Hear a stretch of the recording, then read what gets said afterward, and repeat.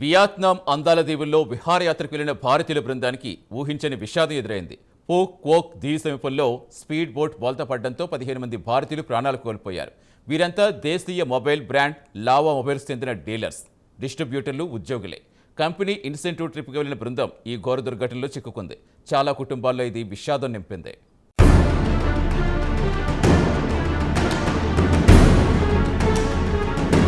Vietnam అందాలను వీక్షించాలనుకుని వెళ్లిన వారికి విషాదమే మిగిలింది. శనివారం ఫూక్వాకు దీవి సమీపంలో హోన్మే రూట్ ద్వీపం నుంచి యాన్ థోయ్ పోర్టుకు బయలుదేరిన స్పీడ్ బోట్ ప్రయాణం మొదలైన కొద్ది నిమిషాల్లో బోల్తా పడిపోయింది. ఓషన్ పియర్ ఐలాండ్ కంపెనీ నిర్వహణలో ఉన్న ఈ బోటులో 32 మంది భారతీయ పర్యాటకులు, 4 సిబ్బంది, మొత్తం కలిపి 36 మంది ఉన్నారు. తీరానికి కేవలం 400 మీటర్ల దూరంలో ఈ ప్రమాదం సంభవించగా, సముద్రంలో అనూహ్యంగా తలెత్తిన కల్లోలిత వాతావరణం వల్ల ఈ ప్రమాదం చోటు చేసుకున్నట్లుగా తెలుస్తోంది. అలల తీవ్రత వల్ల బోటు అదుపు తప్పి మునిగిపోయింది.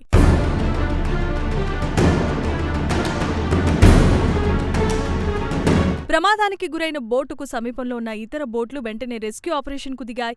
Vietnam border guards, navy, coast guard బృందాలు ఈ రంగంలోనికి దిగాయి. ఈ సహాయక చర్యలో మొత్తం 21 మందిని కాపాడగా 15 మృతదేహాలను వెలికితీశారు.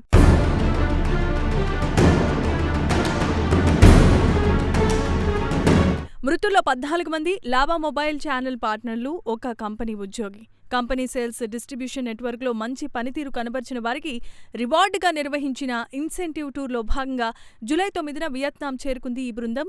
ఆదివారం తిరిగి భారత్కు రావాల్సిందే.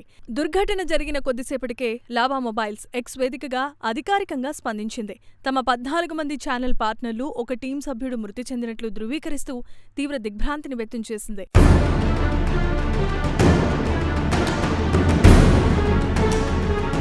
ఇక వియత్నాం అధికారులు అందించిన జాబితా ప్రకారం మృతులంతా తమిళనాడు, ఆంధ్రప్రదేశ్, కేరళ రాష్ట్రాలకు చెందినవారు.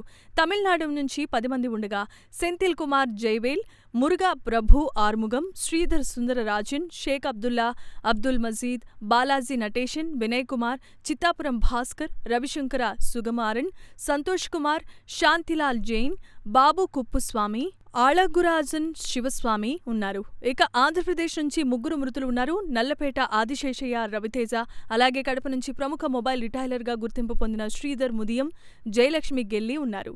అటు కేరళ నుంచి విక్టరీ గ్రూప్ ఆఫ్ ఇండస్ట్రీస్ యజమాని ఏసీ థామస్, ఆయన సతీమణి లవేనీ థామస్ అనే ఇద్దరు కూడా ఉన్నారు. వీరిద్దరూ కొల్లం జిల్లాకు చెందినవారు.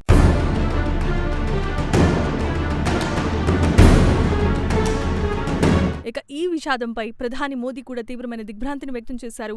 వియత్నాం భారత రాయబార కార్యాలయం సహాయక చర్యలు చేపడుతున్నట్లుగా ఆయన తెలియజేశారు. రాష్ట్రపతి ద్రౌపది ముర్ము, ఉపరాష్ట్రపతి సిపి రాధాకృష్ణన్ సంతాపం వ్యక్తం చేశారు. ఆంధ్రప్రదేశ్ ముఖ్యమంత్రి చంద్రబాబు నాయుడు రాష్ట్రానికి చెందిన 3 మృతుల గురించి ధృవీకరిస్తూ క్షతగాత్రుల సురక్షిత తిరుగు ప్రయాణానికి అధికారులకు ఆదేశించారు. తమిళనాడు ముఖ్యమంత్రి విజయ్ మృతదేహాలను రాష్ట్రానికి తీసుకురావడానికి చర్యలు తీసుకుంటున్నట్లుగా ప్రకటించారు.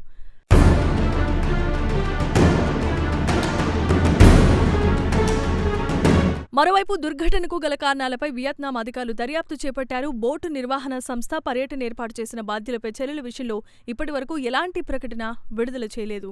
అటు మృతుల కుటుంబాలకు అండగా నిలుస్తామని లావా మొబైల్స్ ప్రకటన చేయగా, వియత్నాంలో భారత రాయబార కార్యాలయం కంట్రోల్ రూములు ఏర్పాటు చేసి బాధిత కుటుంబాలకు సమాచారం, సహాయమూ అందిస్తోంది.